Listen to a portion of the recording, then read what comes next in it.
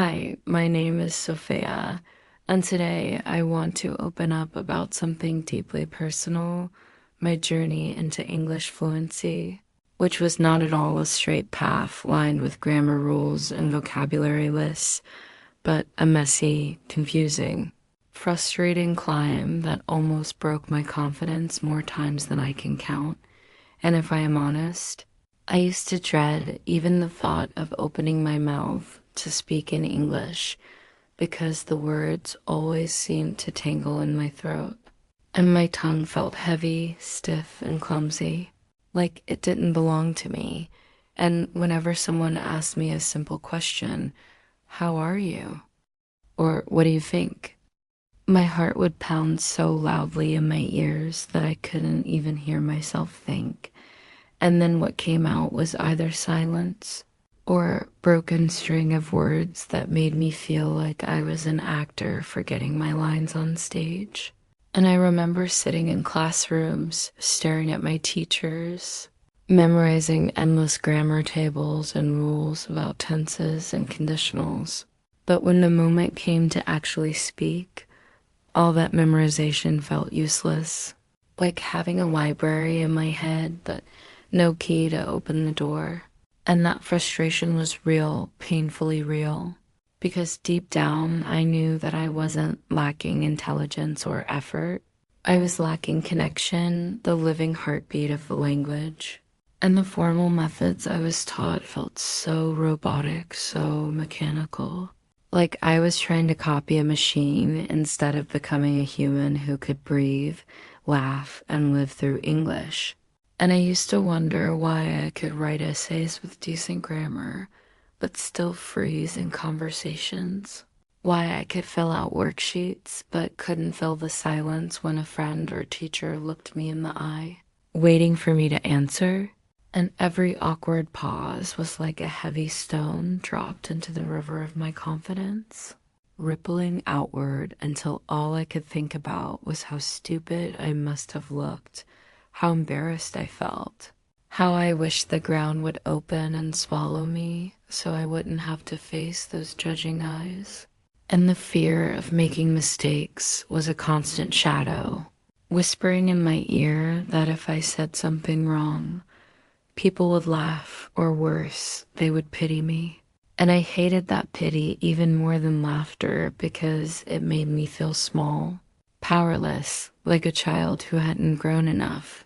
And in those moments, I would replay conversations in my head again and again, scolding myself for what I should have said, what I could have said, what I didn't say.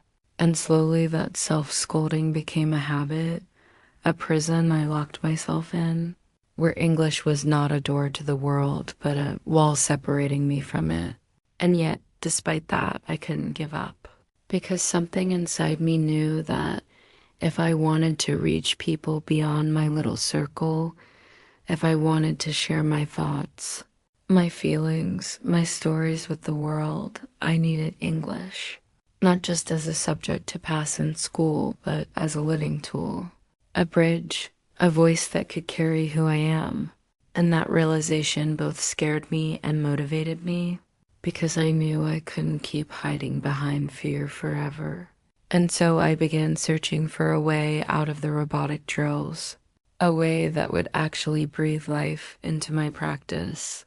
And what I stumbled upon, almost by accident, was storytelling. And at first it didn't even feel like learning. It felt like remembering something ancient, like tapping into the oldest way humans have connected since the beginning of time.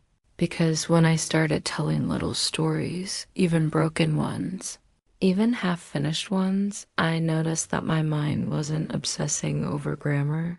It was focusing on the feeling, the scene, the characters, the rhythm of the experience, and suddenly my sentences, though imperfect, flowed more naturally. My pauses became dramatic instead of awkward, and the fear of mistakes softened, because the story itself carried me forward. And for the first time, I realized that fluency wasn't about being flawless. It was about being fearless, and that shift, that gentle but powerful shift, changed everything for me. And I want to share with you exactly how it happened because maybe you too are stuck in that same frustrating cycle, drowning in rules but starving for connection. And if you are, then perhaps my journey can help you see that English fluency is not about perfection. It's about presence, and the most natural way to build presence is through storytelling. Because storytelling doesn't ask you to be perfect, it asks you to be human, and that was exactly what I needed. Because for years I had been hiding behind the fear of mistakes. And in storytelling, mistakes are not interruptions. They are colors, they add flavor, they make the story alive. And I remember the first time I actually tried it, I was sitting alone in my room. The sun had almost set. The shadows were stretching long across the floor. And I told myself, Sophia, just tell a story. Don't think about the words. Don't think about the grammar. Just imagine you're telling a friend what happened today. And at first my tongue stumbled. My mind hesitated, my voice cracked, but then something shifted. I began describing how I had bumped into an old friend at the market, how awkward it felt, how we both laughed at the same time. And slowly the sentences came, one after another, not beautiful, not polished, but mine.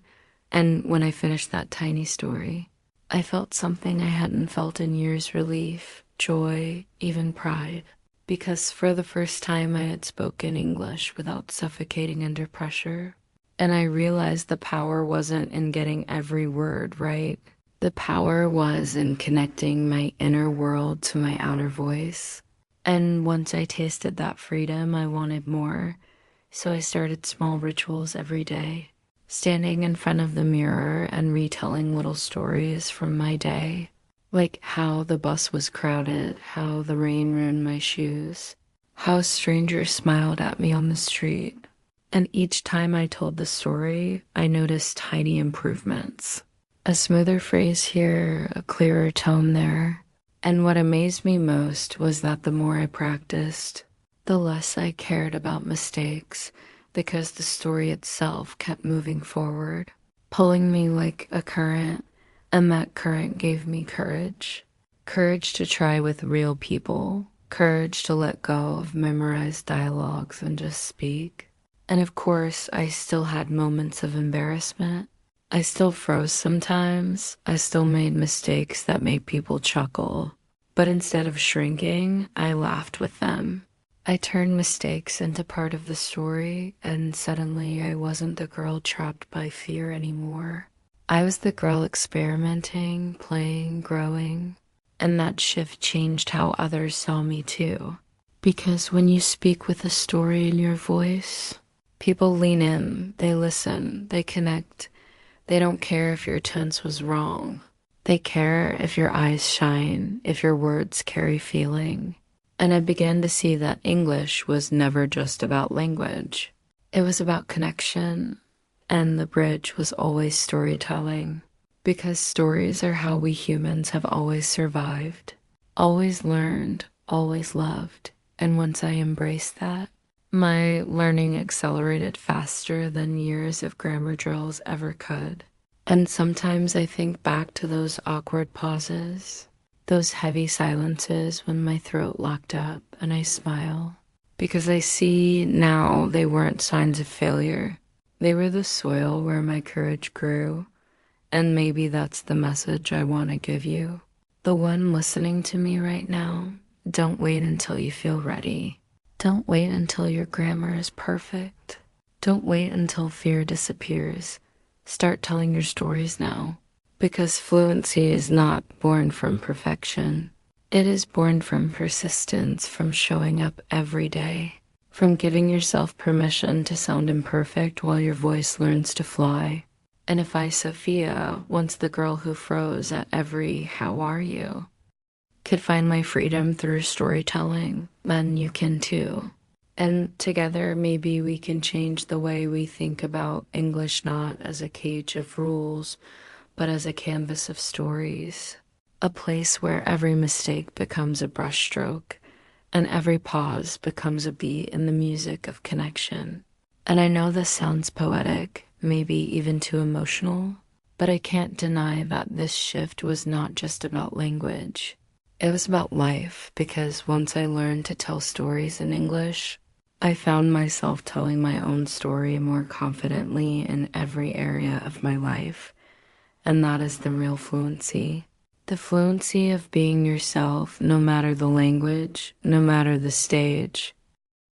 And the funny thing is, once I started leaning into storytelling, I realized that my brain began working differently, because instead of pulling random vocabulary words out of a dusty box in my memory, I was pulling them out of living moments, like when I described how the rain fell in crooked lines on my window, or how the shopkeeper at the corner stall miscounted my change, and we both laughed nervously. And those images made the words stick. They glued themselves into my memory, not as cold terms, but as pieces of life. And I remember once telling myself a story about missing the bus. And later that week, when I actually missed the bus, the words came out so naturally because I had already rehearsed them in my own story. And I thought, wait, this is it. This is how fluency grows. It grows from lived stories, even imagined ones, not from repeating lifeless drills. And I think that's why for years I felt like English was a mountain too high to climb, because I was carrying heavy textbooks instead of just walking, step by step, with stories as my rhythm. And as my practice grew, something even more surprising happened.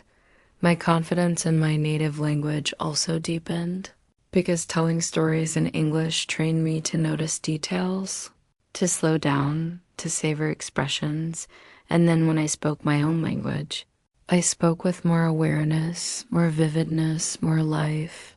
And I realized language learning is never just about the new language. It's about reshaping the way you think, the way you connect, the way you see yourself. And in my case, English stopped being a subject and started being a mirror, reflecting back a version of me that was braver, freer, and more curious. And I know that sounds dramatic, but I can still feel that girl sitting in classrooms, silently memorizing rules, too scared to speak. And if she could see me now, talking to you in this endless stream of words, she wouldn't believe it, because she thought fluency was for other people, for the naturally gifted, for the lucky ones who grew up bilingual, but not for her. Not for Sophia, who shook like a leaf when she had to say one sentence out loud. And yet here I am, proving her wrong, proving myself wrong, proving that persistence plus storytelling can melt even the thickest ice of fear. And I want to be honest with you. It wasn't instant. It wasn't magic. There were months when I thought I was just babbling nonsense. Months when I doubted whether stories were really helping. Months when progress felt invisible. But looking back, I see those invisible months where the seeds were quietly sprouting underground, and by the time I noticed the growth, it was already strong. And this is why I always tell people, don't judge your progress too soon, because fluency is sneaky. It creeps up on you, and one day you'll realize you just spoke a whole story without stopping, without translating, without fear. And that day is worth every awkward pause, every stumble, every silly mistake, because that day you'll finally feel the freedom I feel now. And once you taste it, you'll never want to go back, because speaking becomes not a performance to impress, but a playground to explore. And in that playground, you'll discover the childlike joy of language, the curiosity that was buried under years of pressure. And you'll laugh at yourself, not out of shame, but out of delight, because you'll see that every word is a stepping stone, every story a bridge, every mistake a spark that lights the path. And that is why today I don't just practice English. I live in it, I play in it, I dance in it through stories, And that's why I want you, listening to me now, to know that your story matters too, that your awkward pauses are not proof of weakness. They are proof that you are daring, that you are learning, that you are alive in the process, and that process is everything. Because fluency is not an endpoint, it is a living journey, and the sooner you embrace it, the sooner English will stop being a burden and start being your companion, walking beside you as you tell the world who you are. And that, my friend, is the real treasure of storytelling. And every time I reflect on this journey, I realize how much time I wasted worrying about mistakes instead of embracing them, because mistakes were never my enemy. Silence was, hesitation was, fear was, and once I understood that, I began to see mistakes as companions, as teachers, little signals pointing me toward growth, and that change in perspective came only through storytelling. Because when you tell a story, you don't stop to polish every word. You keep going, you keep the thread alive. And that thread is stronger than any slip of grammar. And I remember one night lying awake, replaying the day, thinking about how I had told my friend a story about my clumsy cooking experiment, and how we laughed even though I used the wrong tense 3 times, and yet she never corrected me. She never stopped me, she only connected with me, and that was when I saw the truth. People don't care if you're perfect. They care if you're present. They care if you let them feel something. And stories do that. They touch people beyond the words. And this realization gave me the courage to start telling stories in larger circles, in class discussions, in small group chats, and yes, sometimes I tripped, sometimes I froze, but now those freezes became shorter, those trips became lighter, and my recovery became faster, and that was progress. Invisible maybe to others, but powerful to me. And I would whisper to myself after every small victory, Sophia, you did it, you told your story, you kept the thread, and that self-whisper became fuel. It reminded me that every stumble was still movement forward, and little by little, my fear lost its grip. And soon I found myself experimenting not just with telling stories from my day, but inventing little tailies, imagining what might happen if the cat in my street could talk, or if the bus driver suddenly decided to sing instead of honk. And those imaginary stories unlocked creativity I didn't even know I had. And through them, I learned that fluency is not just repeating correct sentences. Fluency is flowing with imagination, letting your mind run free and your tongue try to keep up. And the more I played with imagination, the more fearless I became. Because in imagination, there is no failure, only exploration. And exploration is what built my confidence. So that when real situations came, an interview, a presentation, a debate, I had already trained myself in the wild playground of storytelling, and that training carried me through. And I think back now and laugh at how I once thought fluency was a prize given to the perfect students, when in fact fluency is a freedom earned by persistent players. And I want to remind you, listening to me, that you too can earn that freedom.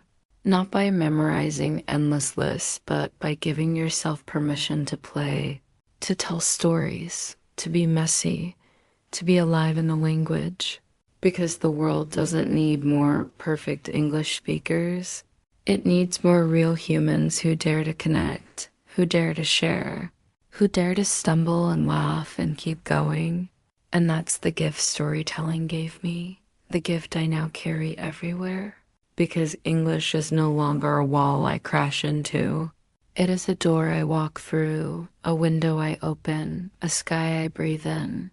And maybe that sounds too poetic, but it's the truth of my journey, and if I close my eyes, I can still see the girl I used to be, trembling, tongue-tied, ashamed.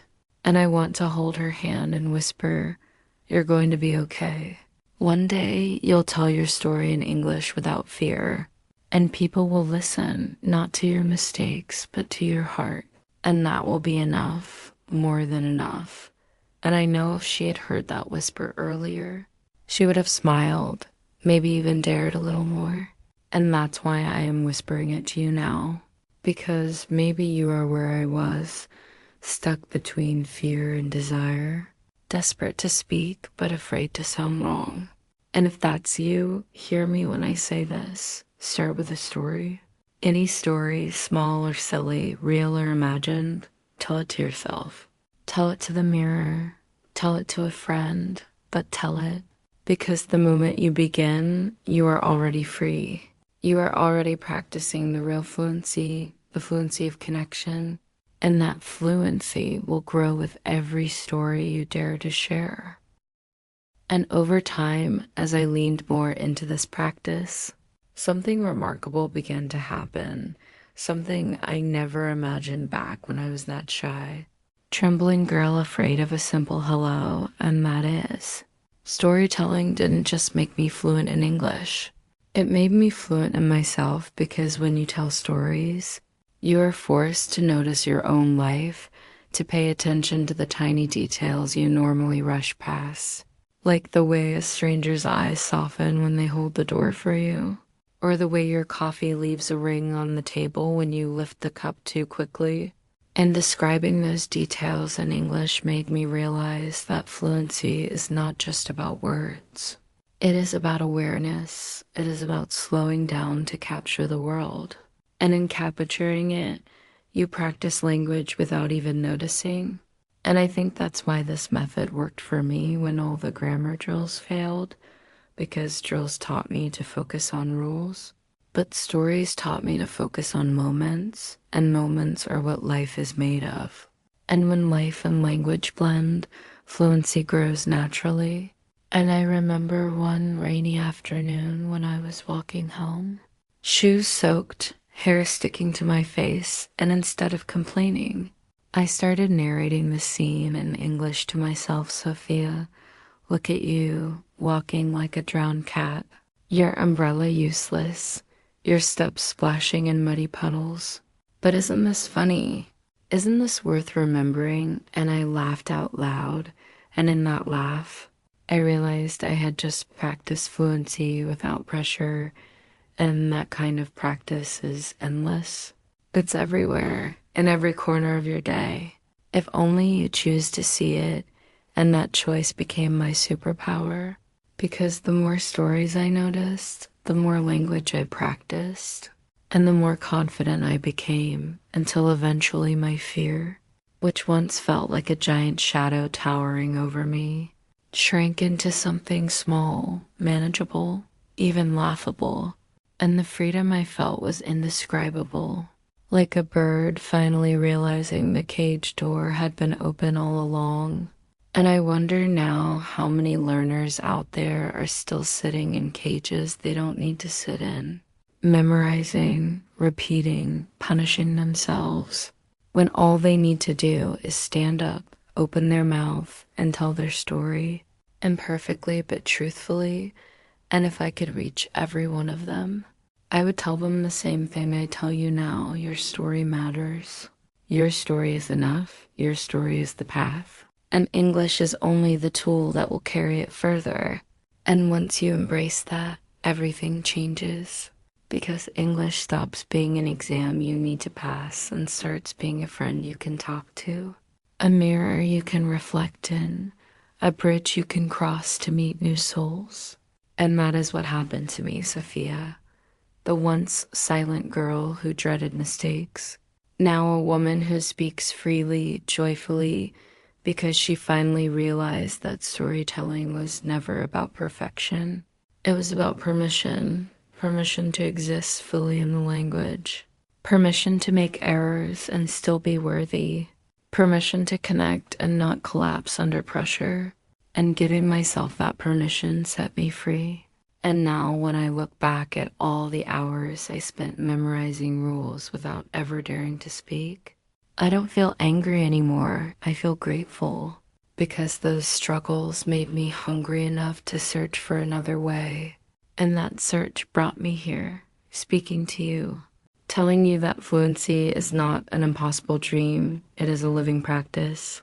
And if I could climb out of fear and into freedom, then so can you. And maybe that's why I wanted to share this long, winding journey with you, not as a polished teacher, not as someone who has all the answers, but as a fellow traveler who knows how it feels to choke on words, how it feels to blush with shame, how it feels to wish you could disappear. And I promise you, those feelings do not define your future. They only define your beginning, and beginnings are meant to be messy. Beginnings are meant to be shaky. Beginnings are meant to be imperfect. But if you dare to keep telling your story, those beginnings will blossom into fluency, and fluency will blossom into freedom, and freedom will blossom into connection, and connection will give your English a soul, a heart, a life. And once you feel that, you will never want to go back to robotic drills again, because you'll know deep down that your voice is not a robot. Your voice is a story, and the world is waiting to hear it.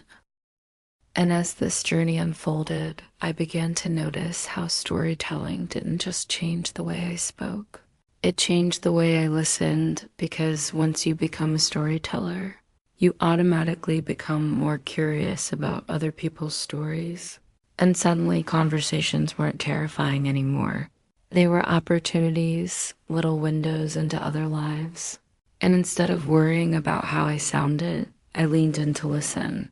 I let myself enjoy the rhythm of someone else's words. And in listening, I picked up new expressions, new patterns, new rhythms, not from textbooks, but from real humans. And every time I caught a new phrase, I would tuck it into my own next story, and it felt like collecting treasures. And soon my stories began to grow richer, more colorful, more layered. And I realized this was how fluency was meant to be built, not as a tower of memorized bricks, but as a living garden of experiences and expressions. And the garden grew as I tended it with curiosity. And one of the greatest surprises was how people reacted. Because when I shared stories, even clumsy ones, they smiled.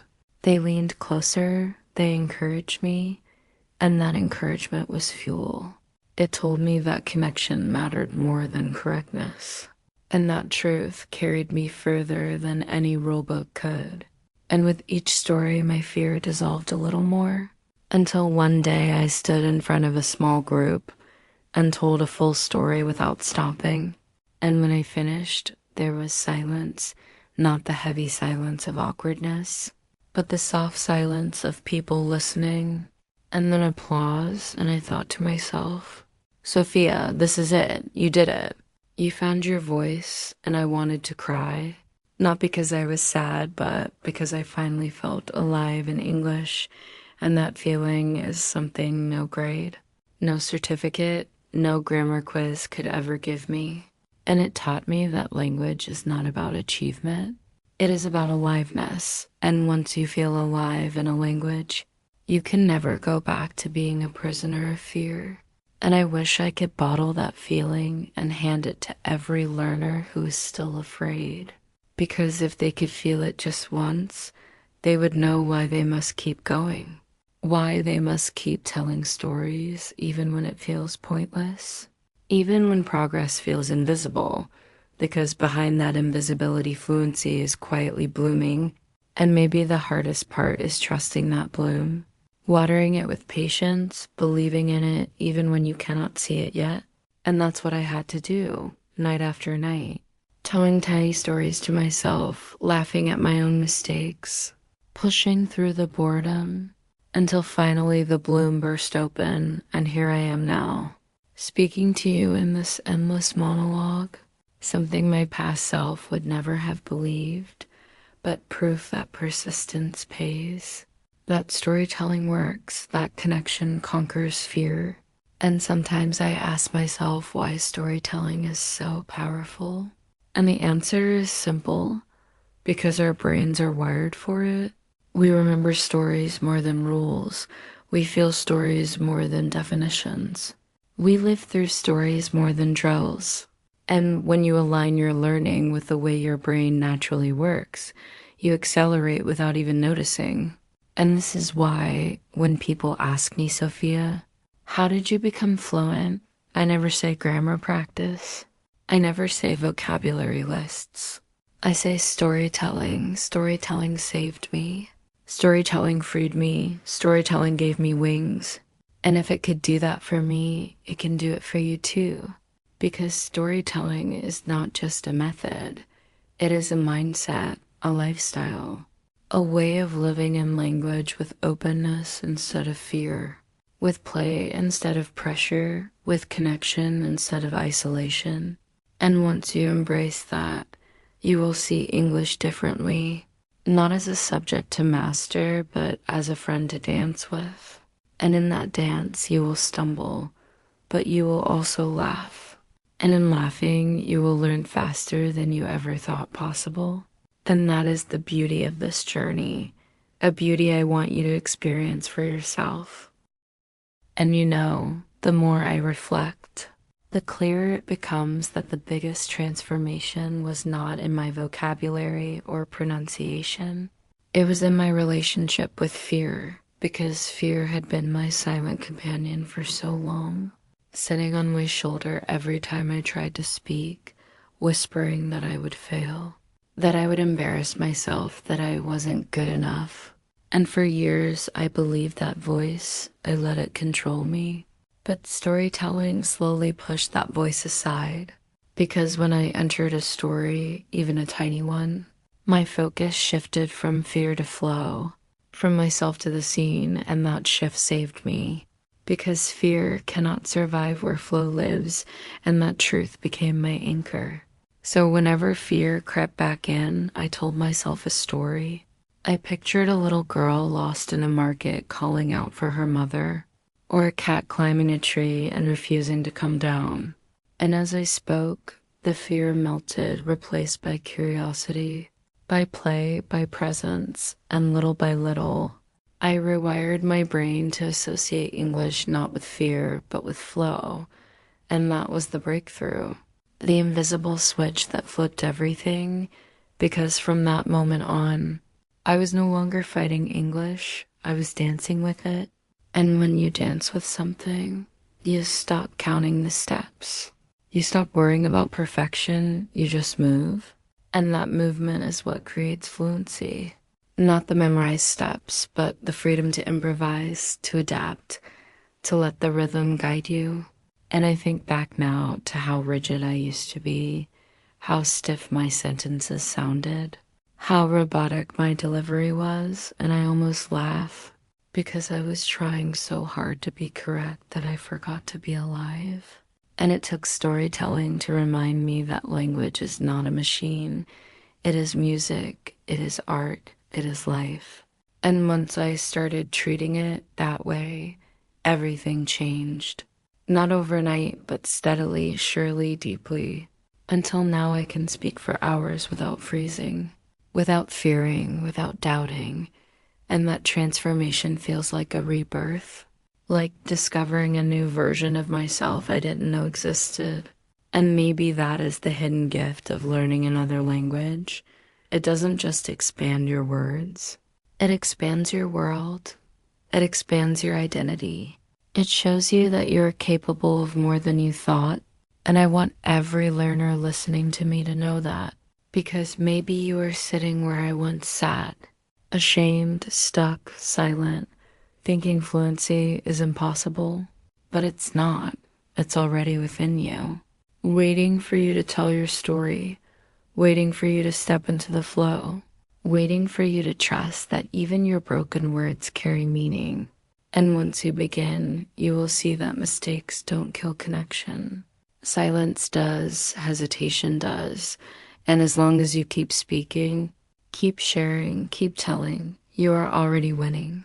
You are already walking the path to fluency, and the day will come when you realize you have been fluent longer than you thought, because fluency is not the absence of mistakes.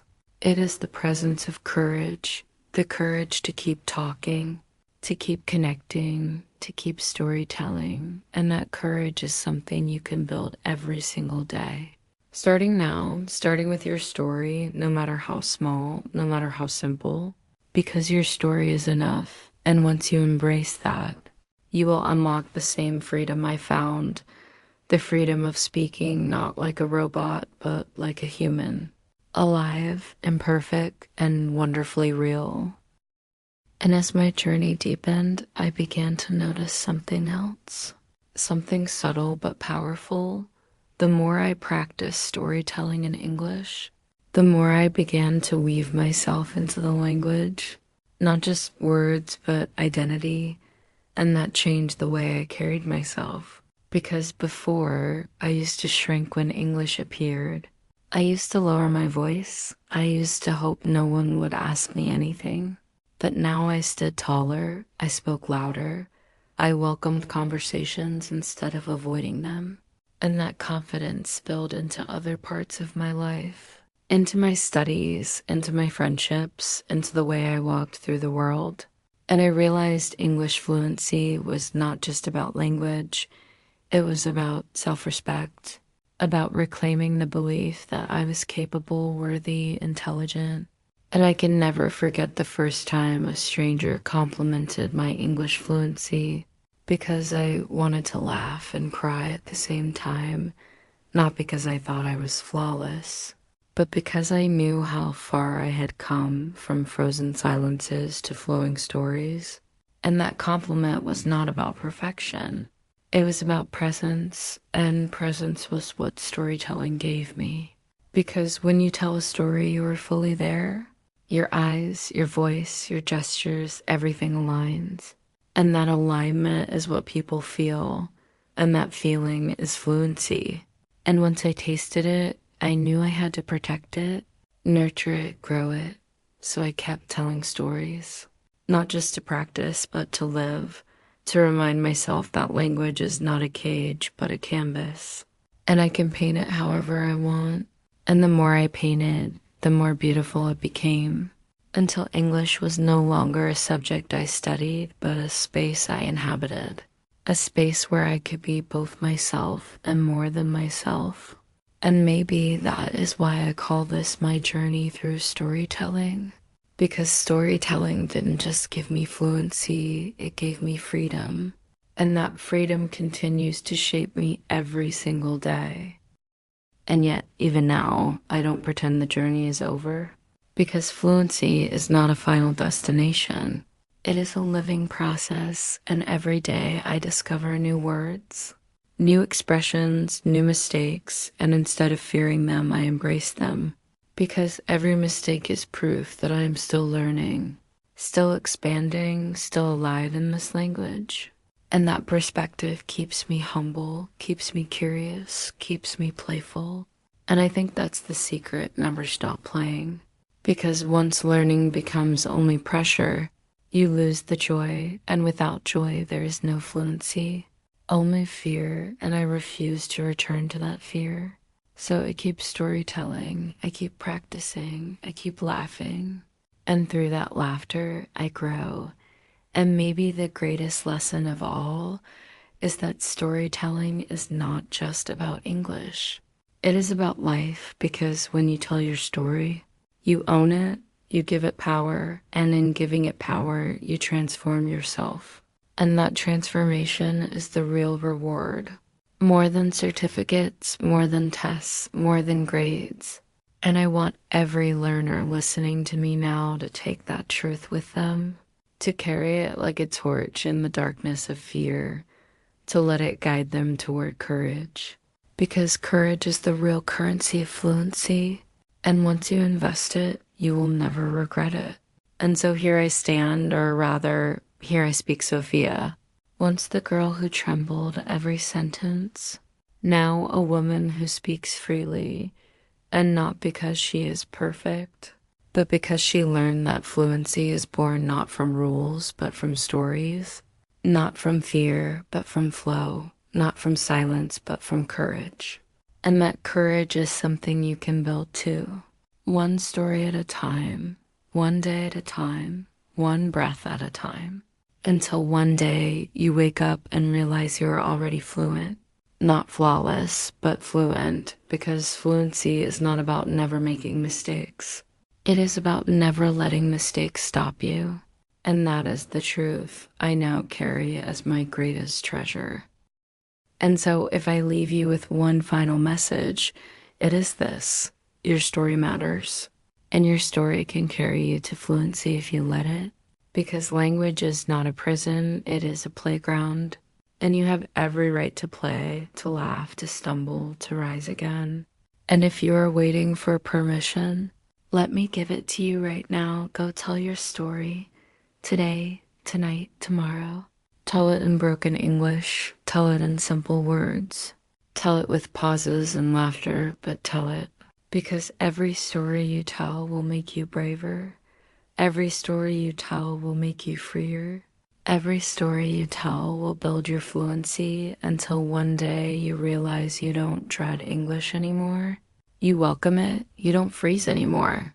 You flow. You don't hide anymore.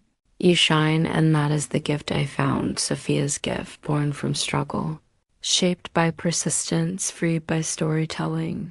And if it can happen for me, it can happen for you. So let this be the beginning of your own journey. Let this be the spark that lights your path. And may you one day tell your story not just in English, but in every language of the heart, with courage, with connection, with joy, because that, my friend, is the real meaning of fluency.